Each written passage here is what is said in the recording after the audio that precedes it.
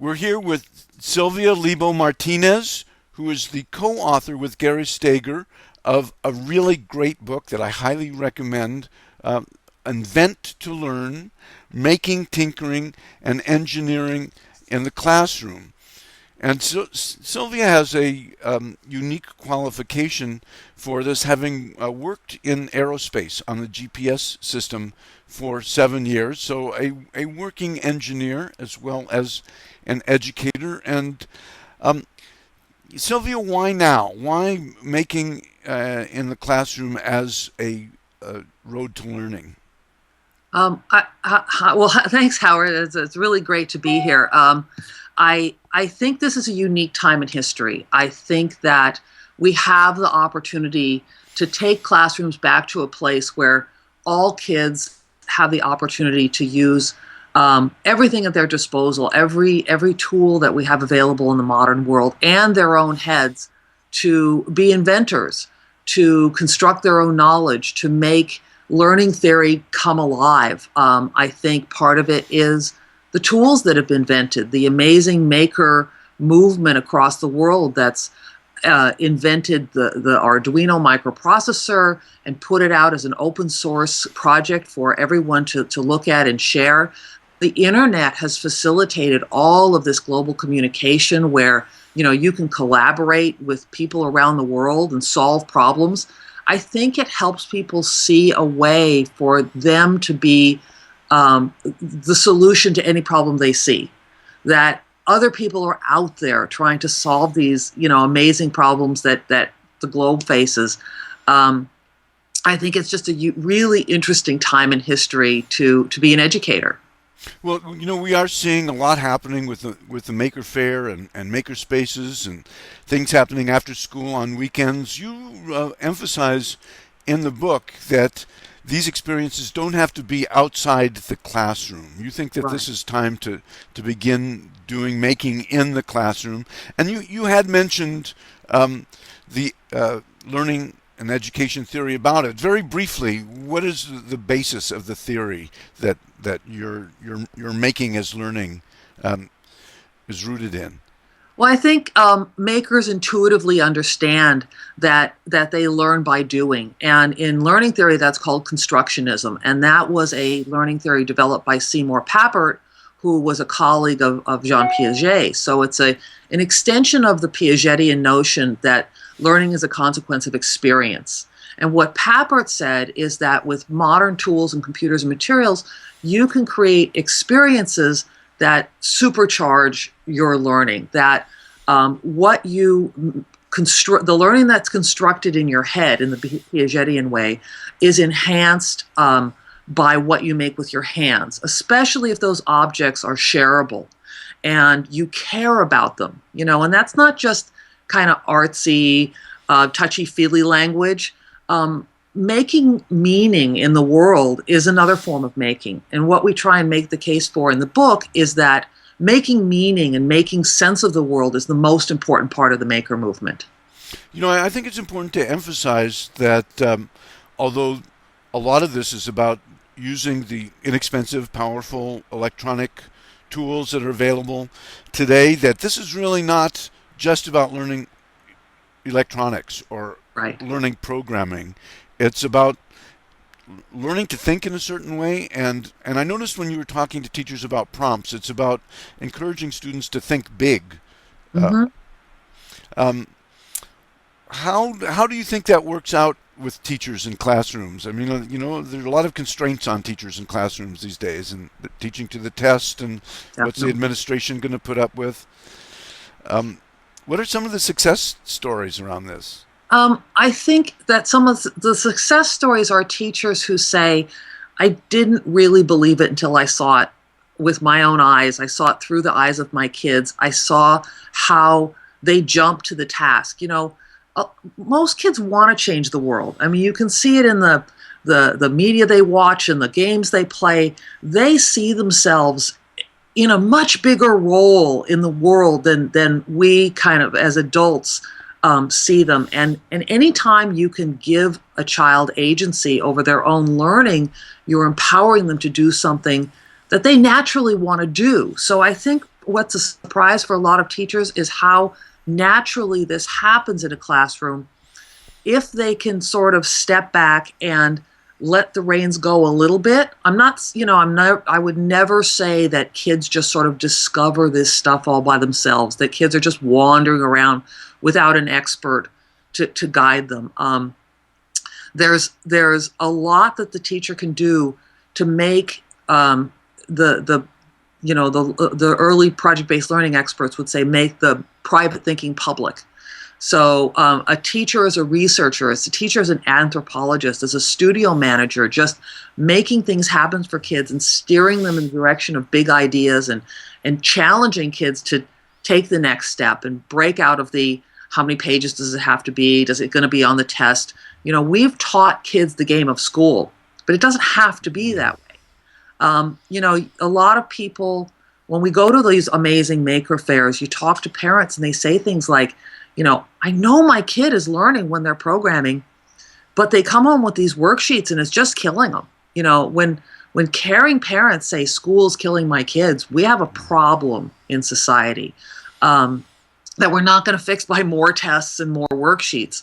I think we have to acknowledge that kids do learn this way and, not just be content with taking them to great after-school programs and great museum programs, because there are tons of great programs, but bring that kind of learning into the classroom because that's where the kids are. I don't want to give up on schools because that's where kids are. And we have to, as educators, figure out how to make the classroom really places where learning can happen, to shape the learning environment and to create classroom conditions. And like you said, it's not just stuff. It's not just a shopping list. Making is about a stance towards learning, that kids are born to learn and that you give them the right materials, the right guidance, and the right environment, and amazing things happen. Excuse me. Can you give an example or two for some of the teachers out there? Sure. We in the book there's an example. Marianne Malicious says that when she starts her classroom, she says to the kids, "What do you want to make?" And the kids start to say things that they think that school wants them to make. I want to make a picture book about tigers. I want to make a movie about the alphabet. And they start out with very schooly ideas, and then she says there's always one kid who says, "I want to be a chemist. I want to fly a rocket to the moon." And she says, "Okay, we can do that." And then all the kids sort of snap their heads around and go, "Are you serious? Aren't you a teacher? Aren't you supposed to be telling us like what not to do?" And those ideas are the basis, building on the kids' own interests and own ideas, but having a teacher who knows the content, knows her material.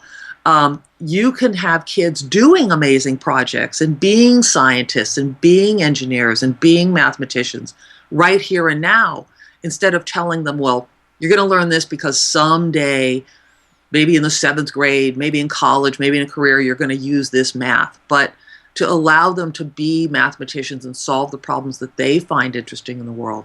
That there are these tools and materials, and not just the new ones, but the old ones too. Anything that could be used in a creative way, like stop motion animation, is fabulous, and the editing process. And for teachers, a lot of times their own interests hook into something. There's a huge explosion in the wearable computing space, which is very familiar territory for a lot of teachers.